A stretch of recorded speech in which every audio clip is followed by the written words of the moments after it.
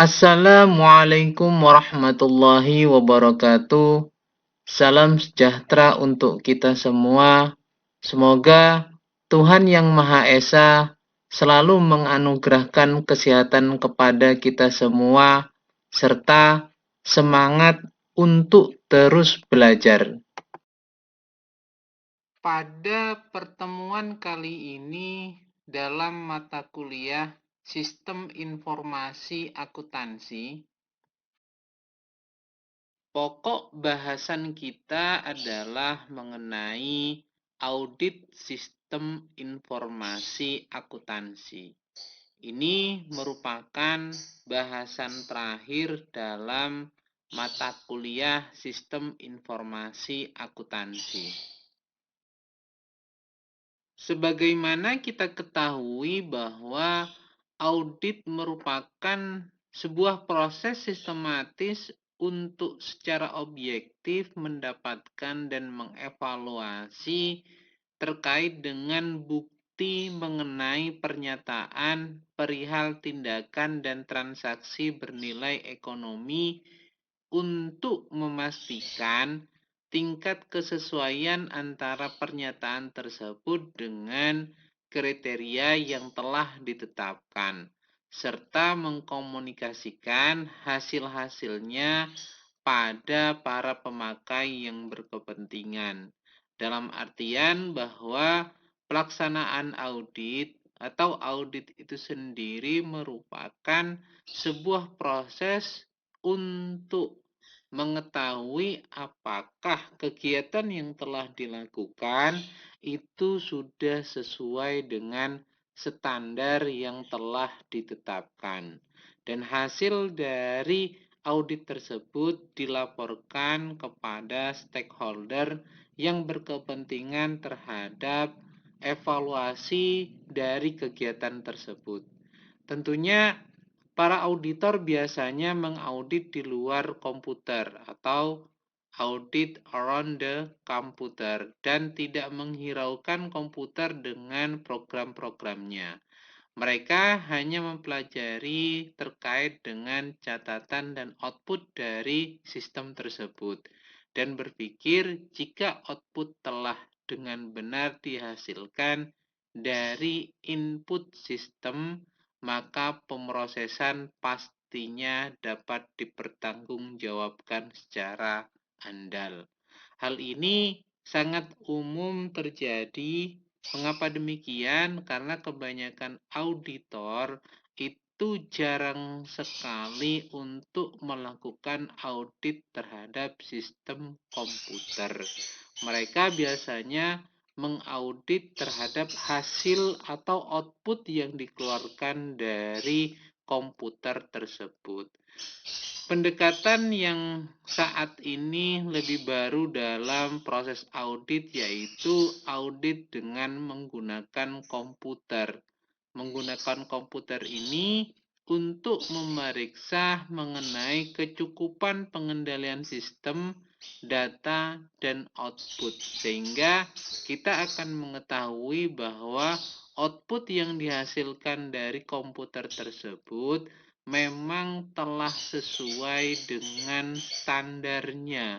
Artinya kita dapat mengevaluasi dan mengaudit mengenai sistem data yang diinput untuk menentukan outputnya itu benar-benar sesuai dengan apa yang seharusnya dilaksanakan atau sesuai dengan standar yang telah ditentukan.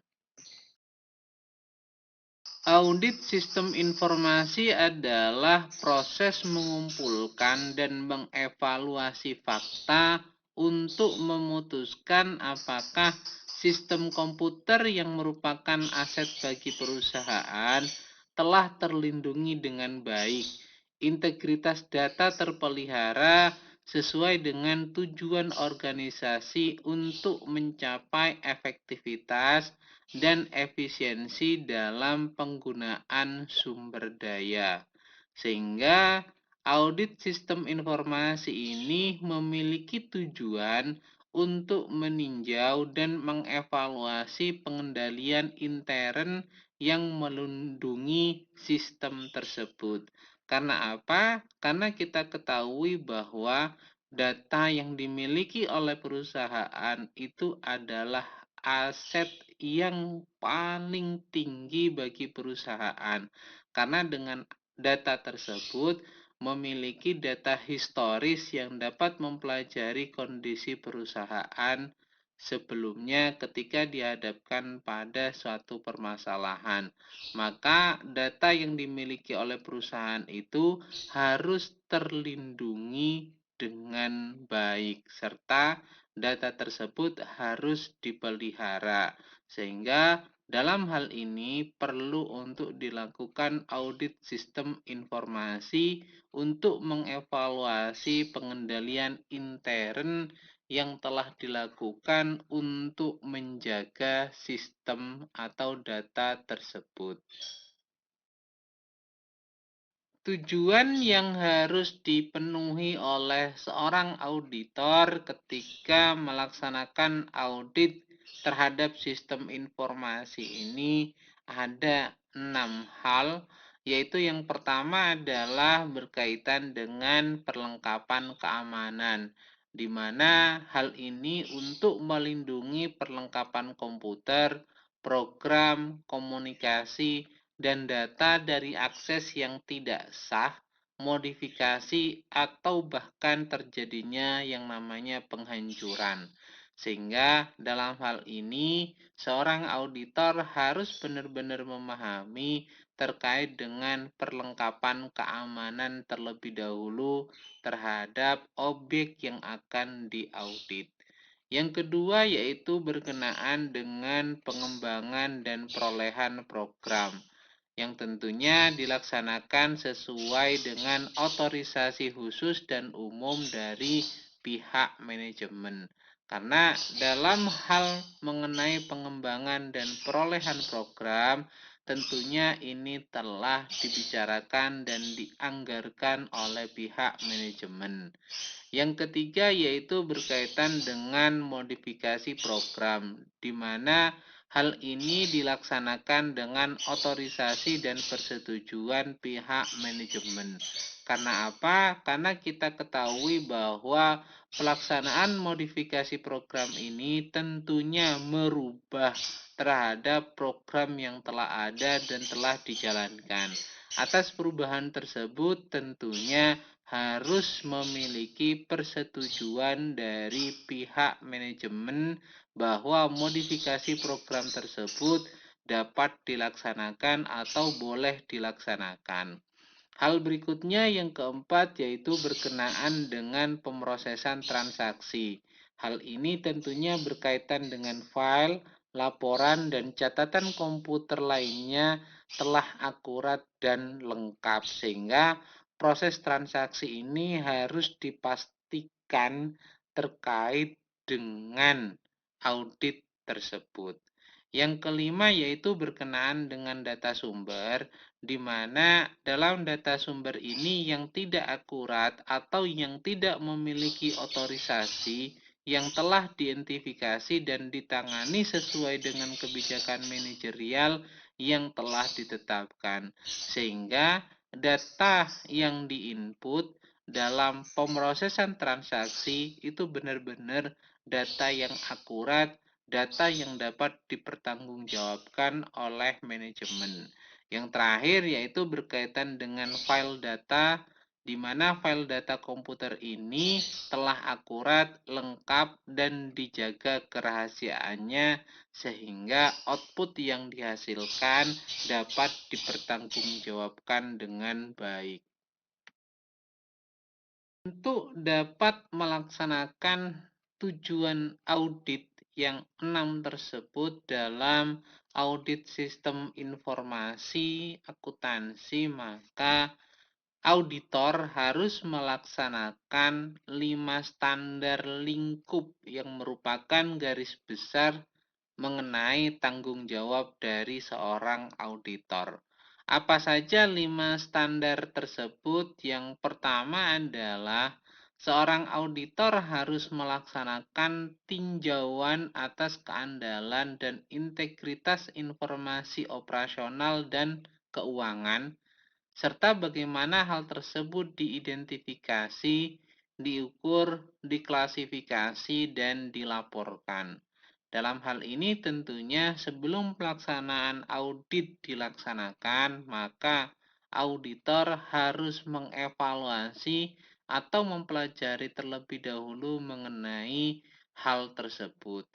Yang kedua yaitu berkaitan dengan menetapkan apakah sistem telah didesain untuk sesuai dengan kebijakan operasional dan pelaporan, perencanaan, prosedur, hukum, dan peraturan yang berlaku. Sehingga tugas dari auditor itu adalah mengevaluasi apakah semua yang dijalankan dalam sistem operasional perusahaan itu sudah sesuai dengan kebijakan yang ditetapkan oleh perusahaan dan juga hukum dan peraturan yang berlaku.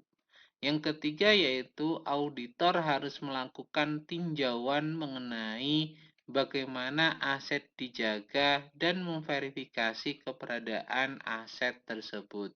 Karena fungsi dari kegiatan audit ini tentunya untuk melindungi aset yang dimiliki oleh perusahaan.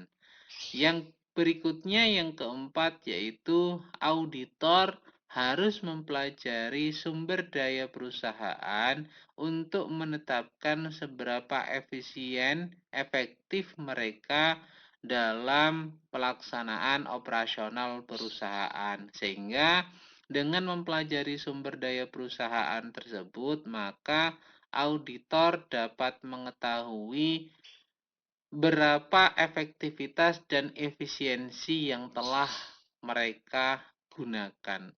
Yang terakhir, yang kelima, yaitu auditor harus melakukan tinjauan atas operasional dan program perusahaan untuk menetapkan apakah mereka telah dilaksanakan sesuai dengan rencana dan apakah mereka dapat memenuhi tujuan-tujuan dari hal tersebut. Tentunya dalam hal ini kita ketahui bahwa dalam kegiatan operasional perusahaan ada yang namanya target. Sehingga dari target tersebut di-breakdown terhadap sebuah kebijakan strategi yang akan dijalankan untuk memenuhi tujuan tersebut. Nah, auditor ini juga memiliki kewajiban untuk mengevaluasi hal tersebut. Dalam pelaksanaan audit sistem informasi akuntansi, ada sebuah pendekatan yang dapat dilakukan dalam praktek audit ini, yaitu pendekatan audit berdasarkan risiko, di mana pendekatan audit berdasarkan risiko ini merupakan audit yang memberikan para auditor pemahaman yang jelas atas kesalahan dan ketidakberaturan yang mungkin dapat terjadi dan resiko serta penyingkapan yang terkait. Sehingga dalam pelaksanaan audit tersebut, maka pihak auditor akan lebih paham untuk dapat memberikan dasar yang kuat berkenaan dengan rekomendasi yang dapat diberikan kepada manajemen mengenai bagaimana sistem pengendalian sistem informasi akuntansi yang seharusnya dilaksanakan, sehingga dapat meningkatkan dan mengembangkan sistem informasi akuntansi yang saat ini dijalankan oleh pihak manajemen. Ada 4 hal pendekatan yang dapat dilakukan dalam tahapan evaluasi mengenai pengendalian intern ketika kita melakukan audit berdasarkan risiko. Apa saja yang dapat dilakukan? Yang pertama adalah tentukan ancaman-ancaman yang dihadapi dalam sistem informasi akuntansi yang mungkin terjadi dengan kita mempelajari sistem informasi akuntansi yang saat ini dijalankan. Yang kedua, lakukan identifikasi prosedur pengendalian yang diimplementasikan untuk meminimalkan setiap ancaman dengan mencegah atau mendeteksi kesalahan dan ketidakberaturan. Tentunya ketika kita telah menentukan ancaman-ancaman yang mungkin dihadapi dan telah mempelajari sistem informasi akuntansi yang dijalankan, maka kita dapat meminimalisir terhadap ancaman yang mungkin terjadi tersebut. Sehingga kita dapat melakukan tahapan yang ketiga, yaitu melakukan evaluasi prosedur pengendalian. Tentunya ketika tiga hal itu telah dilaksanakan, maka tahapan yang keempat itu dapat kita lakukan, yaitu evaluasi mengenai kelemahan dalam artian yang berkaitan dengan kesalahan dan ketidakberaturan yang tidak terungkap oleh prosedur pengendalian, sehingga kita dapat melakukan perbaikan terhadap sistem informasi akuntansi yang saat ini dijalankan oleh perusahaan. Dalam hal kita melakukan audit terhadap keamanan komputer, maka kita harus memahami terlebih dahulu hal-hal yang mungkin terjadi atau jenis-jenis kesalahan dan penipuan yang mungkin terjadi dalam pelaksanaan audit keamanan komputer ini. Apa saja jenis-jenis kesalahan dan penipuan tersebut? Yang pertama yaitu dimungkinkan terjadinya pencurian atau kerusakan yang tidak disengaja atas hardware dan file yang dimiliki oleh perusahaan. Yang kedua yaitu kehilangan, pencurian, atau akses tidak sah ke program, file data, dan sumber daya sistem lainnya. Ini memungkinkan bahwa seorang hacker memasuki sebuah akses yang tidak diperkenankan oleh perusahaan bagi orang lain. Yang ketiga yaitu modifikasi atau penggunaan secara tidak sah program dan file data. Ketika seseorang yang tidak sah memiliki akses terhadap program yang dimiliki oleh perusahaan, maka yang bersangkutan dapat memodifikasi dan melakukan perubahan data terhadap program dan file data yang dimiliki oleh perusahaan. Tentunya hal tersebut akan berdampak terhadap kerugian bagi perusahaan. Dalam hal bahwa seorang auditor melakukan audit dengan menggunakan software komputer, maka langkah pertama yang harus dilakukan oleh auditor adalah memutuskan tujuan-tujuan audit, mempelajari file serta database yang akan diaudit, merancang laporan audit, dan menetapkan bagaimana cara menghasilkannya. Sehingga ketika kita akan melakukan audit menggunakan software komputer, maka informasi tersebut itu dicatat dalam lembar spesifikasi dan dimasukkan ke dalam sistem melalui program input data.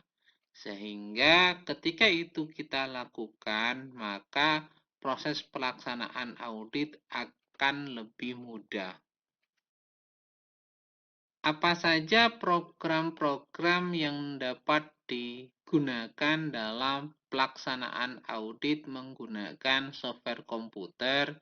Yaitu yang biasanya dipergunakan adalah CAS, Computer Audit Software atau GAS, Generalis, audit software untuk menghasilkan satu atau lebih program audit.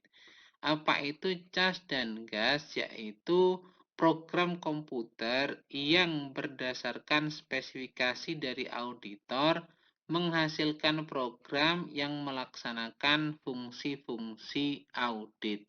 Sehingga program audit dengan memproses file-file sumber dan pelaksanaan operasional audit yang dibutuhkan untuk menghasilkan laporan audit yang telah ditentukan.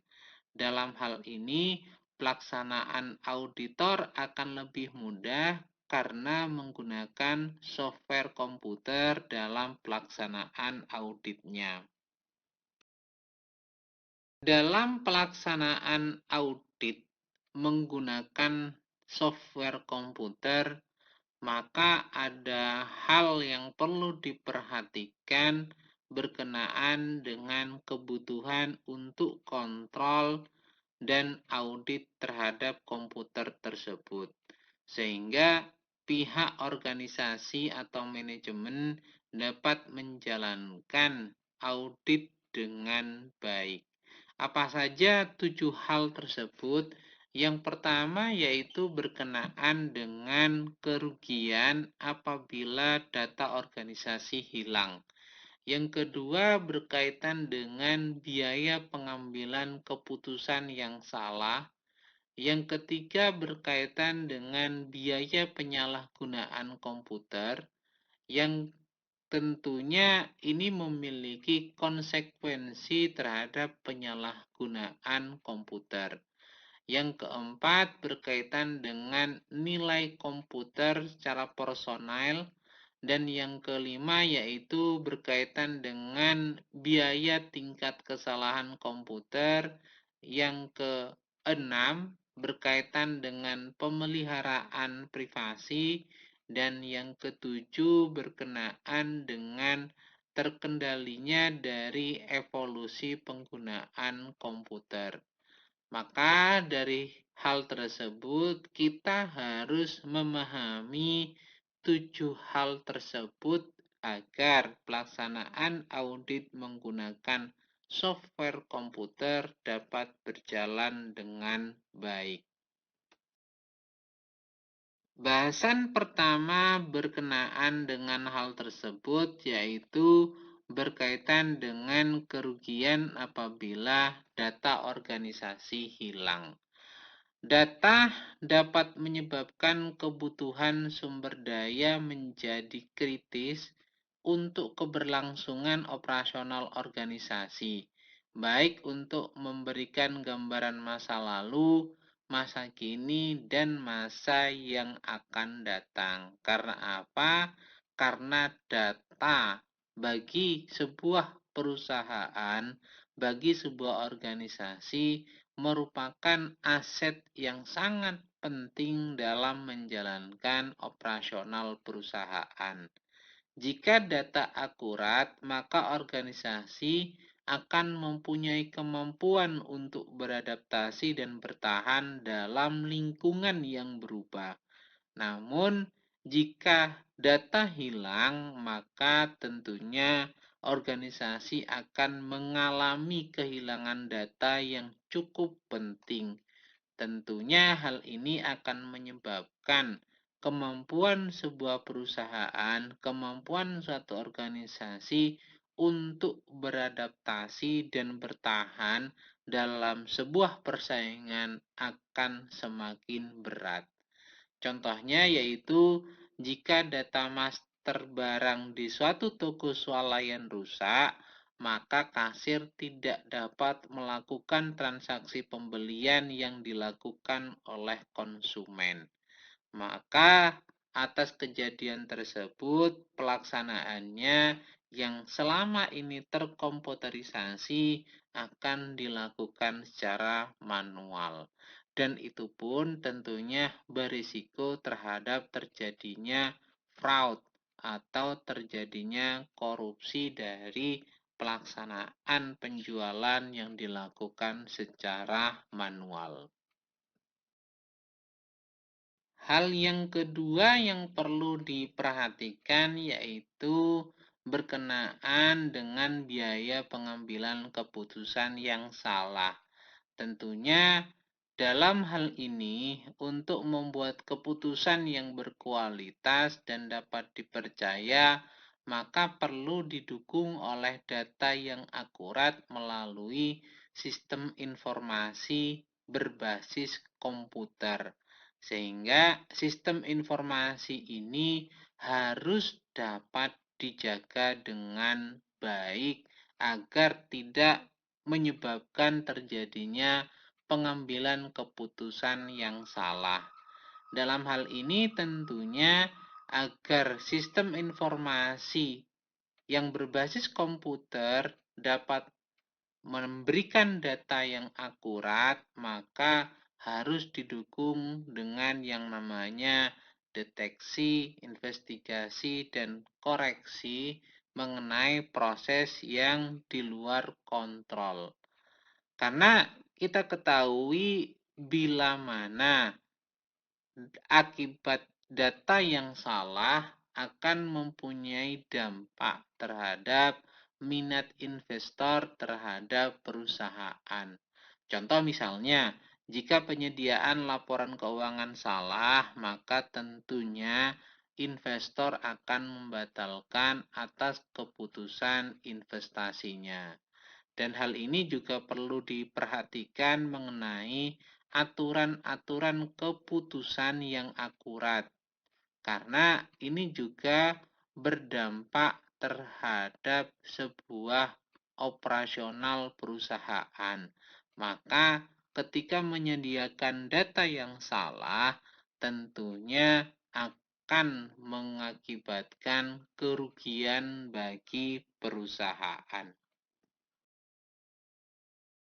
Hal yang berikutnya, yang ketiga yang harus diperhatikan yaitu berkenaan dengan biaya penyalahgunaan komputer.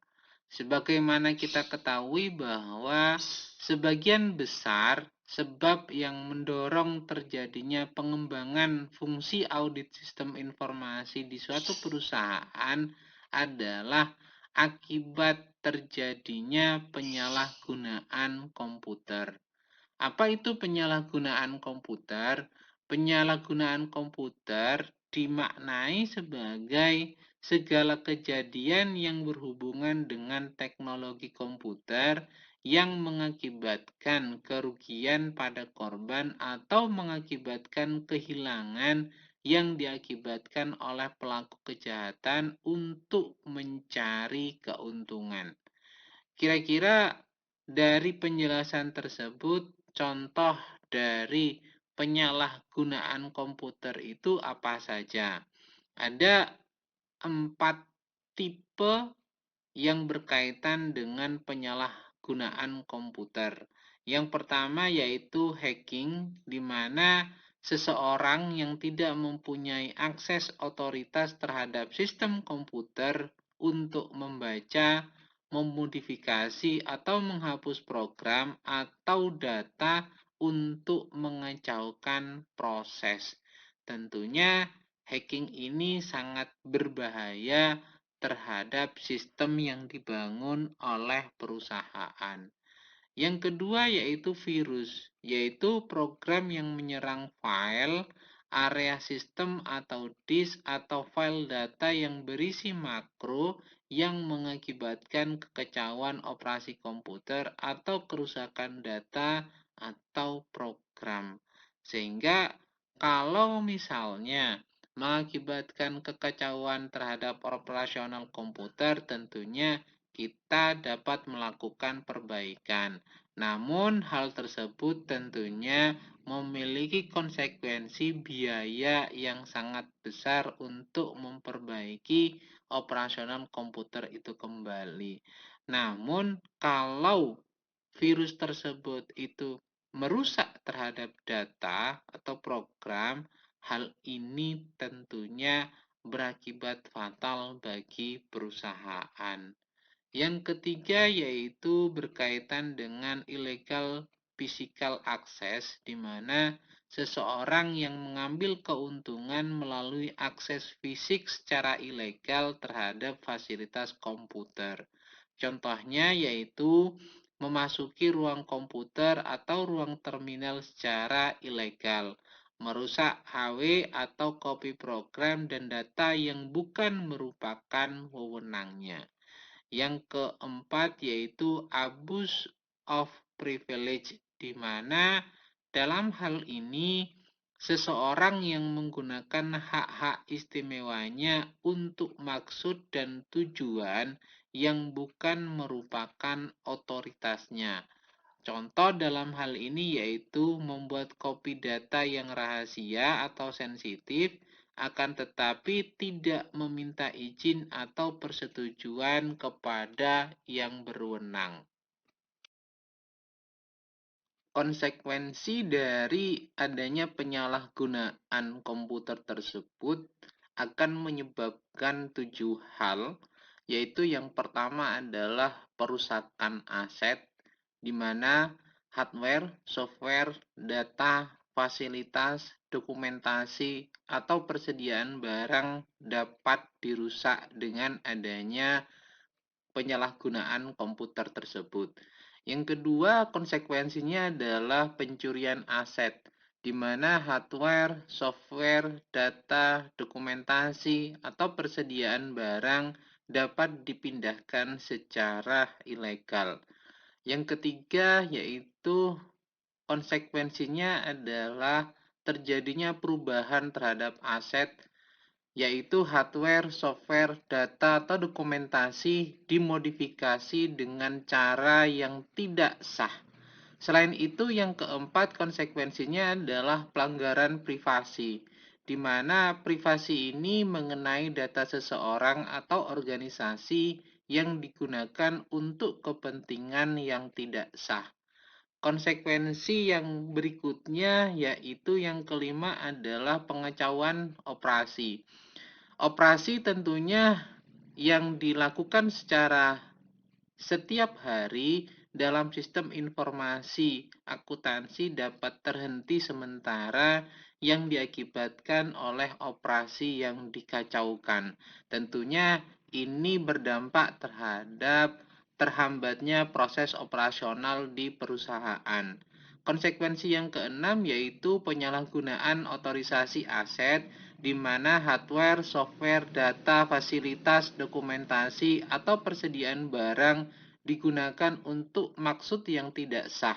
Contohnya yaitu penggunaan komputer dinas di kantor untuk maksud privat atau konsultasi. Dan yang terakhir, konsekuensi dari penyalahgunaan komputer yang keempat yaitu kejahatan fisik terhadap personal, di mana personal atau pegawai dapat menderita akibat kejahatan fisik tersebut. Itu konsekuensi yang dapat diterima dengan adanya penyalahgunaan komputer. Kontrol yang keempat dalam audit komputer yaitu berkenaan dengan nilai komputer berupa hardware, software, dan tentunya personel, di mana data, hardware, software, dan personel ini merupakan sumber daya kritis dalam organisasi. Beberapa organisasi telah banyak menginventarisasikan ratusan miliar dolar untuk hal ini. Kenapa?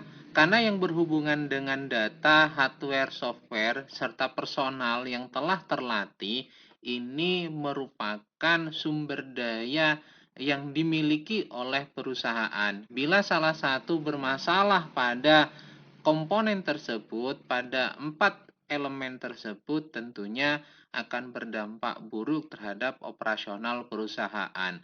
Semisal data yang dimiliki rusak atau dicuri, tentunya operasional perusahaan akan terganggu. Begitu juga terhadap hardware dan softwarenya bila mengalami kerusakan.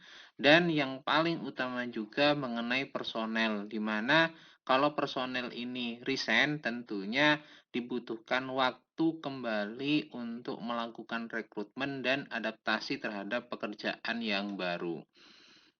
Yang berikutnya, yang kelima, yang harus diperhatikan dalam kebutuhan untuk kontrol audit komputer yaitu berkenaan dengan biaya tinggi terhadap kesalahan komputer, di mana komputer ini mempunyai peranan atau fungsi penting dengan lingkungan sosial. Contohnya misalnya monitor digunakan untuk memantau pasien, memonitor misil, pengendalian reaktor nuklir, dan lainnya.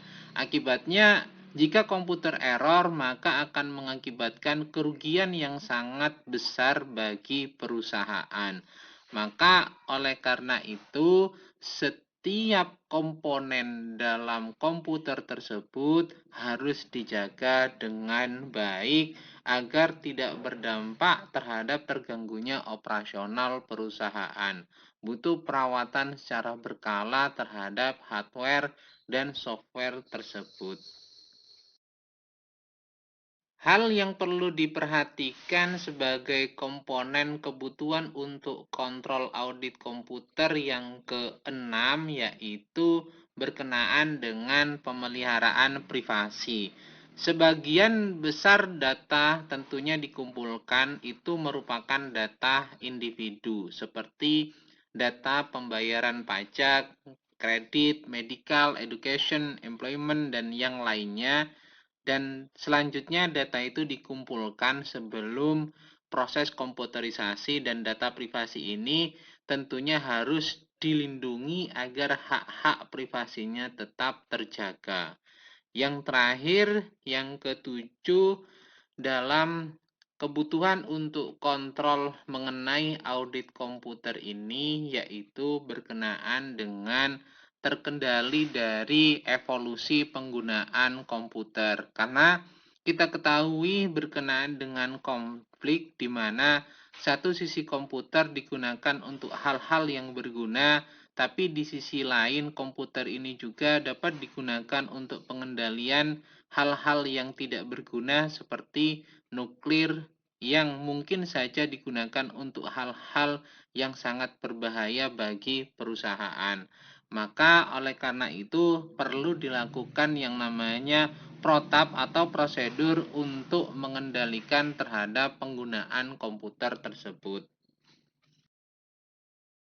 Pembahasan terakhir yaitu dalam materi kali ini adalah berkenaan dengan audit operasional atas suatu sistem informasi akuntansi. Tentunya dalam audit operasional ini berbagai teknik dan prosedur yang digunakan dalam audit operasional pada prinsipnya hampir sama dengan yang telah diterapkan dalam audit sistem informasi dan keuangan.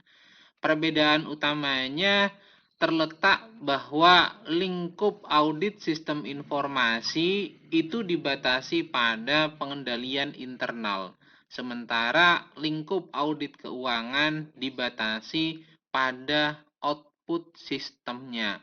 Sehingga ketika kita berbicara audit keuangan, maka yang menjadi objek dalam audit itu adalah output sistemnya berupa laporan keuangan. Sebaliknya, lingkup audit operasional itu lebih luas, melintasi seluruh aspek manajemen sistem informasi yang ada dalam perusahaan, sehingga akan saling berhubungan dengan departemen yang lainnya. Dan dengan adanya audit operasional tersebut, kita akan mengetahui elemen mana atau departemen mana yang sistem informasi akuntansinya tidak berjalan dengan baik. Tujuan dari dilakukannya audit operasional terhadap sistem informasi akuntansi ini tentunya mencakup faktor-faktor yang berkaitan dengan efektivitas, efisiensi, dan pencapaian tujuan. Dalam hal ini maka perlu dilakukan pengumpulan bukti untuk melakukan audit tersebut terhadap kegiatan-kegiatan yang meliputi peninjauan kebijakan dokumentasi operasional dan melakukan konfirmasi atas prosedur dengan pihak manajemen serta personel operasional. Sehingga dengan adanya dua kegiatan tersebut, maka kita dapat melakukan pengumpulan bukti yang dibutuhkan dalam audit operasional. Bagaimana caranya untuk melakukan pengumpulan bukti-bukti audit? Yaitu yang pertama adalah mengamati fungsi-fungsi dan kegiatan operasional, yang kedua memeriksa rencana dan laporan keuangan serta operasional, yang ketiga menguji akurasi informasi operasional, dan yang terakhir menguji pengendalian yang ada dalam perusahaan tersebut. Mungkin itu dulu paparan yang dapat saya berikan mengenai audit terhadap sistem informasi akuntansi. Mudah-mudahan dapat dipahami dengan baik. Sebagaimana yang disampaikan di awal bahwa materi ini adalah materi terakhir dalam mata kuliah Sistem Informasi Akuntansi, sehingga harapan saya segala materi yang dipaparkan, yang telah disampaikan dapat dipelajari kembali. Bila mana ada hal yang kurang berkenan, saya mohon maaf sebesar-besarnya. Saya akhiri, wabillahi taufik wal hidayah. Wassalamualaikum warahmatullahi wabarakatuh. Jangan lupa untuk selalu menjaga kesehatan dengan menerapkan pola hidup bersih dan sehat. Terima kasih.